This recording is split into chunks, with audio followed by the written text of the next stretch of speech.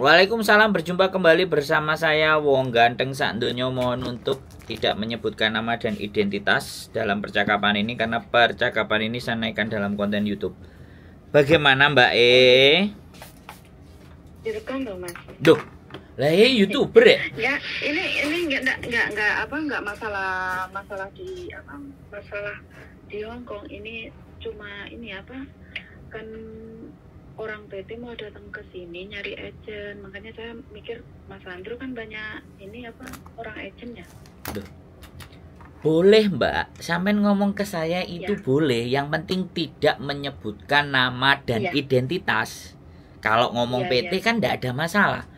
Karena kan Ya. saya kan orangnya terbuka toh Mbak, ambil siapa aja. Mm-mm. Ya, nggak apa-apa. Jadi nggak perlu sensitif atau bagaimana ini. Kalau sesuatu menurut saya, ketika sampean telepon saya menganggap sampean penting. Mm-mm.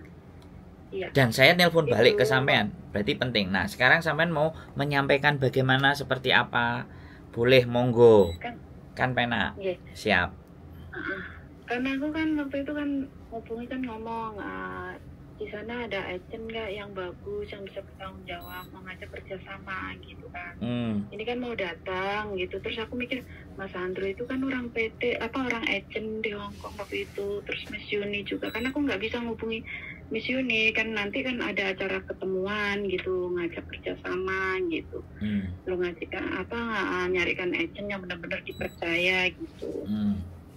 Dulu sih sering datang ke Hong Kong setahun 2 kali, semenjak COVID kan dia nggak pernah datang. Terus ini untuk selesai COVID ini yang pertama kalinya datang lagi gitu, satu keluarga datang gitu.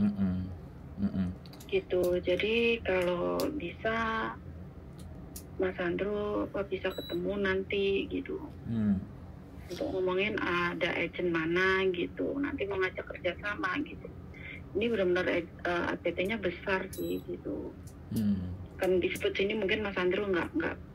Jangan disebut, ya, jangan makanya disebut. itu karena ini kan kerjasama dan bisnis kan nggak usah diomongin, harus pribadi gitu. Nanti ketemu di mana biasanya sih ngajak makan atau ketemu di mana gitu, biasanya bapak sama ibu sini gitu. Oke.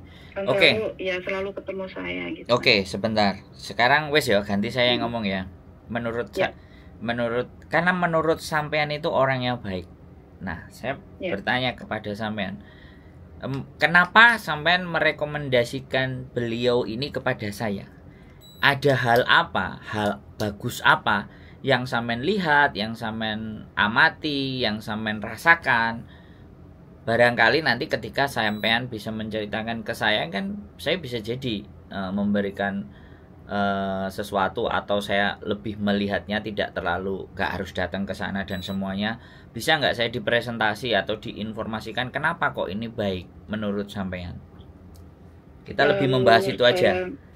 Dari pendapat sampean aja. Menurut sampean kenapa? Ya kan gini kan, waktu itu kan telepon saya kan mau datang gitu. Kamu tahu agent di mana, agent itu gitu kan? Kan saya bilang saya nggak begitu kenal agent di sini kalau bukan agent yang memproses saya waktu ini, agent ini kan kata kan dia maunya ya benar-benar yang bertanggung jawab untuk anak PT-nya, karena dia tiap 1 tahun sekali kan dulu ya sebelum COVID itu bisa 2 kali untuk ketemu anak-anaknya di sini. Gimana kamu baik nggak di sini, majikan kamu gimana? Kalau majikannya nggak baik kan dulu sebelum ada YouTube untuk curhat kayak Mas Andrew sama Miss Yuni gitu kan, dia selalu ibu itu sama bapak selalu dapat curhatan gitu, nanti dia nembusin ke agent gitu. Dia benar-benar orangnya bertanggung jawab gitu untuk anak-anaknya di sini gimana gitu. Oke, sampean udah tahu tempatnya belum? Sampean sudah pernah datang ke PT-nya belum? Saya setiap pulang saya ke sana, selalu ke sana. Dia punya PT ya di Malang. Waktu itu yang di Semarang itu saya buka 2010. Kan saya semenjak 2008 saya ikut PT-nya dia. Malah saya mau direkomendasi dulu kerja di kantornya, saya nggak mau. Kenapa? Karena bukannya saya nggak mau, karena gajinya dikit. Bukan, karena saya memilih kerja di Hong Kong aja. Gajinya kan dikasih waktu itu 3 juta ya. Tapi kan saya mikir kan nggak enak sama orang, sebab saya terlalu karena yang punya PT itu terlalu dekat dengan saya, jadi saya nggak mau ada cemburu sosial. Saya milih kerja di Hong Kong aja gitu, karena Di Hong Kong 10 yang di juta. Jakarta juga ada. 2008, 2010 mana ada segitu mas. Loh enggak, maksud saya kalau gaji dulu kan sedikit lah. Sekarang kan sampean bisa minta gaji. Kualitasnya bagaimana? Berarti sampean sudah datang ke beberapa PT-nya dia. Iya. Terus sampean gitu. Sebentar, sampean memilih bekerja di Hong Kong dibandingkan ngajarin mereka. Iya, enak di sini kok. Lah gitu sampean ngomong baik. Kalau baik kan harusnya lebih enak di Indonesia, biar sampean juga dekat keluarga, sampean juga dapat gaji. Tapi kok sampean memilih di Hong Kong? Bukan gitu mas, bukan Terus? gitu. Karena yang punya PT itu terlalu dekat ke saya, maksudnya itu. Lah justru deket kan enak. Sampean nyampaikan gaji berapapun kan dia juga bantu gitu loh. Iya, sering bantu lah untuk anak saya, sering lah gitu. Cuma kan saya nggak enak sama orang staf-staf yang lama gitu. Nanti kan ada cemburu sosial kan nggak enak gitu. Kan saya sering diajak kemana gitu. Jadi kan waktu sekolah aja kan saya jarang sekolah, selalu dipanggil, diajak jalan-jalan, diajak makan di luar, kan berarti kan ada cemburu sosial, jaga perasaan gitu loh mas. Gitu. Tapi untuk semuanya yang di sini yang menurut aku satu satu padepokan lah semuanya, itu anak-anak baru yang dari PT kan Kak. Ini kemarin aja nih, Mbak aku ikut ya ketemu ya, saya nanti boleh nggak ketemu nanti, semuanya pada pengen ketemu sama yang punya PT itu kan, mau datang kan kapan Mbak, saya nggak ngasih tanggalnya karena kan harus izin dulu ketemu di hotelnya kapan gitu kan, saya nggak berani nyebar ini, paling ngajak ketemuannya nanti tanggal segini ketemu ya di Victory gitu, jadi semua pada ngumpul gitu, seneng gitu. Orangnya tua? Karena atau masih muda? Nanti saya kasih tahu fotonya ya. Gini aja ya, jadi orang Cina, dia orang Cina. Enggak, jadi gini Mbak. Oke, no problem ya. Kalau memang dia mau, mau ya kan, dia pasti harus tahu saya dulu kan. Ya kalau dia memang. Ya, waktu itu menghubungi Miss Yuni juga nggak diangkat-angkat, mau ngajak kerja sama, minta nomor intinya saya juga nggak dikasih, ya. Sama nggak tahu siapa itu. Ya. Terus dia bener-bener mau ngubungin gitu. Gini. Apa saya kasih nomornya Mas Andrew? Ya, kalau Miss Yuni nggak perlu dibahas sama saya ya kan, karena Miss Yuni sendiri, jadi hubungannya sama Miss Yuni sendiri. Kan dia punya agent kan, nyarinya agent. Ya, maksud saya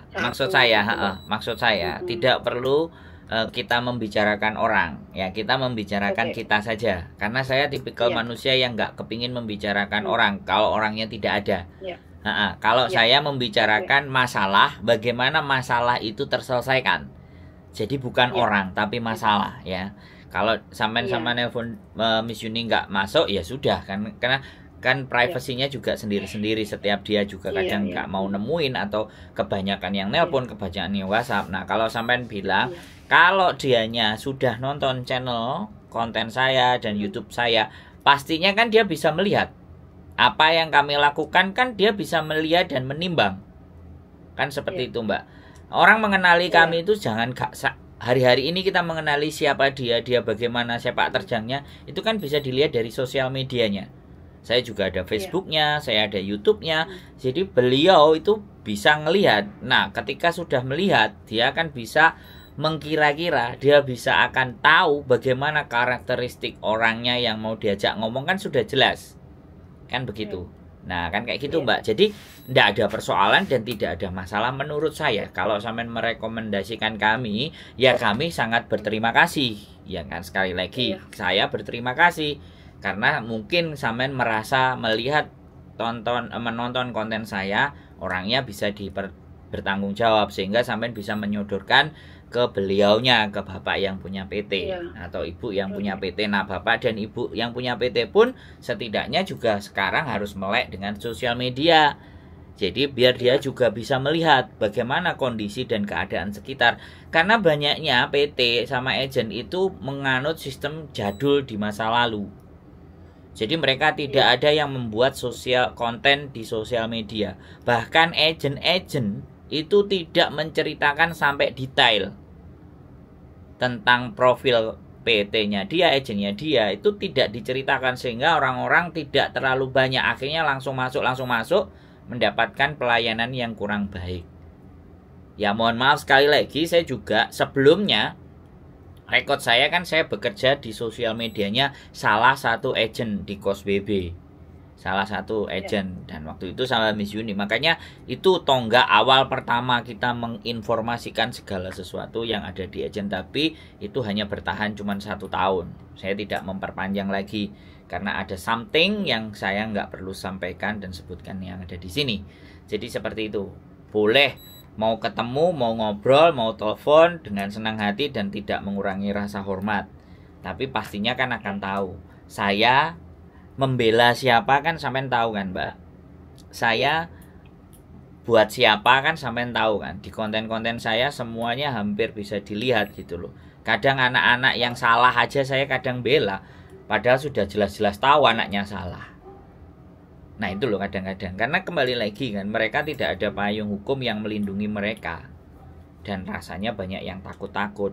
Nah potongan juga segala sesuatunya, karena kita sudah naik, sudah dikenal orang kan, harus jadi orang yang bisa dipertanggungjawabkan dan dipercaya. Itu berat, Mbak, berat banget.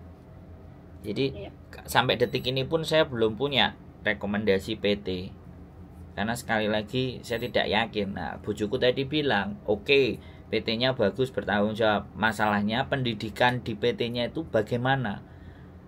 Orang saya enggak, bentar, saya presentasi dulu. Sampean tadi sudah ngomong, sekarang aku ganti ngomong biar sampean juga ngerti, dan konten ini nanti kirim ke dia. Jadi biar dia itu juga sudah tahu pembicaraan kita. Jadi saya tidak ada dusta di antara kita. Kalau saya sukanya begitu orangnya. Karena sekali kita berdusta, maka akan berikut-berikutnya kita akan berdusta terus, dan itu berbahaya. Jadi kayak gini, Mbak.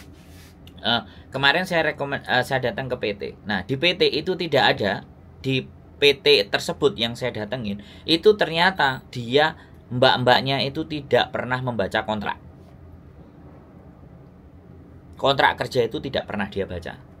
Makanya aku, kenapa kok sampai kayak gini? Karena memang saya nggak ngerti dunia per-PT-an. Saya kontrak kerja itu saya bahas sama mereka, saya suruh belajar translate, saya suruh pahamkan kontrak dari chapter A sampai poin-poinnya itu sampai bawah. Karena sampean tahu sendiri kan, kontrak kalau buat teman-teman hanya dilipat, dimasukkan, dijepret sama paspor, sudah, tidak pernah dibaca. Kalau ada masalah ya sudah, ngalah aja. Nah saya nggak mau seperti itu kan. Saya mau teman-teman itu kontraknya itu dibaca dan tahu. Terus kenapa saya juga bikin konten seperti ini? Dan apakah konten saya dikonsumsikan kepada mereka-mereka yang baru mau berangkat? Kan sampean tahu sendiri, sampean juga ngerasakan sendiri di PT. Ada nggak pengetahuan seperti ini gitu loh? Kan nggak ada juga. Dan ketika PT mau merekomendasikan channel YouTube saya, jawabannya pasti gaya apa nguntung aku ta. Semuanya hanya penilaiannya untung dan rugi, dan itu yang menjadi persoalan. Saya konten awal-awalnya duitnya juga berapa? Nggak ada. Kalaupun ada banyak, paling berapa sih? Satu konten cuman berapa? $1, $2, $3. Kena tak kayak urip di Hongkong? Enggak. Tapi saya terus mau melakukannya. Nah, PT-PT yang di Indonesia apakah berpikir atas kesana? Jadi seperti itu. Bagaimana solusi-solusi dari PT itu yang tidak memberatkan teman-teman. Potongan minimalnya tidak lebih dari 2.300. Walaupun itu data ganda dan tidak ganda, biasa justru jauh lebih murah. Karena standar dari pemerintah itu 1.600. Kalau dia sampai 2.300 maksimum, berarti dia ngambil 600 Hong Kong dolar. 600 Hong Kong dolar itu 1 juta. Kalau kali 6 bulan ya 6 juta. Setiap 1 kali anak terbang. Itu masih worth it. Untung 1 juta satu kepala. Kalau dia lebih murah lagi 2.000, berarti 400 Hong Kong dolar dia ngambil. 400 Hong Kong dolar dikali 6, 4 kali 6 berapa? 4 kali 6 2.400 lah. 2.400 ya 5 juta. Itu maksimal untung yang dia dapetin. Nah kita juga ngitung di sana, Mbak. Terus belum lagi ketika nanti dia di interminate, dan pasti ada hutangnya. Nah hutangnya itu dibalikkan nama dia, apa justru hutangnya ditutup sama PT. Karena nggak mungkin anak 10 semuanya yang terminate, kan nggak mungkin. 10 yang di terminate 1 apa 2. Lah PT itu kan nalangi harusnya. Badine gak iso di PKB, digawe cadangan yang di interminate itu. Ini saya buka sekalian loh ya Mbak. Saya berbicara kalau kita bicara PT. Karena anak orang PT itu punya wewenang, punya tanggung jawab, punya tanda tangan semuanya yang bisa memproses resmi dengan negara. Jadi ada nggak PT yang seperti itu? Ada PT yang bahkan tidak membayar potongan. Tapi apakah perlakuannya baik-baik saja di Hongkongnya? Satu agent, ya kan, kita pernah juga bongkar. Kan kita pernah juga ada anaknya agent tersebut dan PT tersebut. Dan tidak semua. Tapi kembali lagi semuanya plus minus. Tidak mungkin juga 10 anak 10-10-nya baik. Ya kan, manusia kan begitu. Mesti ada probability sehingga beres. Saya aja memproses beberapa orang, 2 yang bleset di interminate sama majikan. Ya sudah, kita bertanggung jawab. Ada yang potongannya nggak dibayar, siapa yang bayar kan kayak gitu. Jadi PT itu kan tidak hanya nerima uangnya aja, giliran nenek sing rugi ya wis ditutupi nenek rugi nih. Jadi dengan kayak gitu kan enak. Asline anak yang di interminate yang rugi ku sing bayari sapa? Ya sing niat-niat.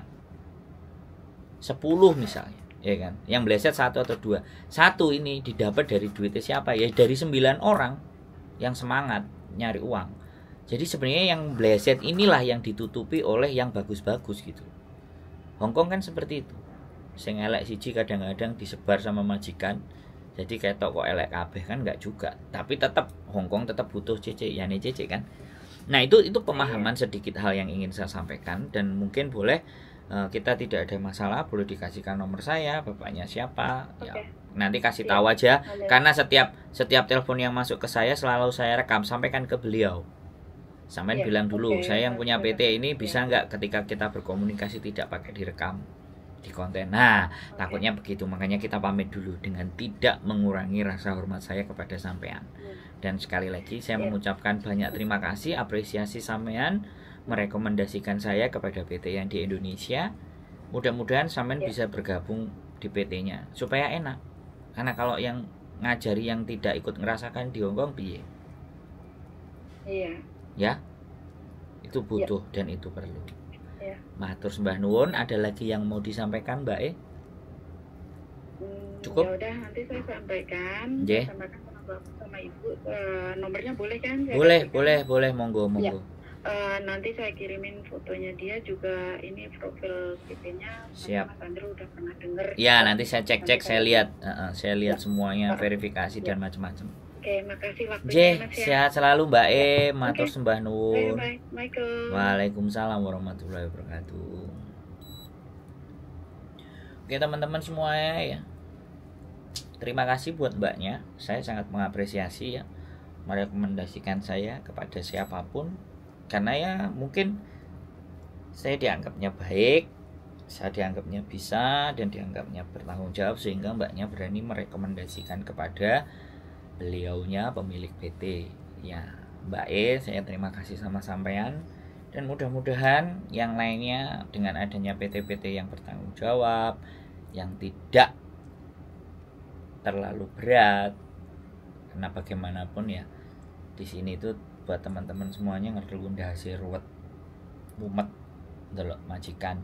Tapi bukan tidak mungkin juga bagi teman-teman yang sudah kuat mentalnya, sudah memahami Hongkong, sudah sangat tahu bagaimana keadaan dan kondisi di Hongkong dan harus berbuat apa dan seperti apa. Saya akan nunggu teman-teman semuanya yang punya pengalaman-pengalaman dan mampu bertahan menghadapi majikan, karena itu adalah bekal. Itu tips buat teman-teman yang mau balik lagi ke Hongkong ataupun yang mau berproses di Hongkong. Dunia ini hancur itu karena banyak orang baik yang diem. Dan kebetulan saya bukan orang baik karena saya nggak pernah mau diem. Keep stay tune my YouTube channel and see you next video. Bye bye.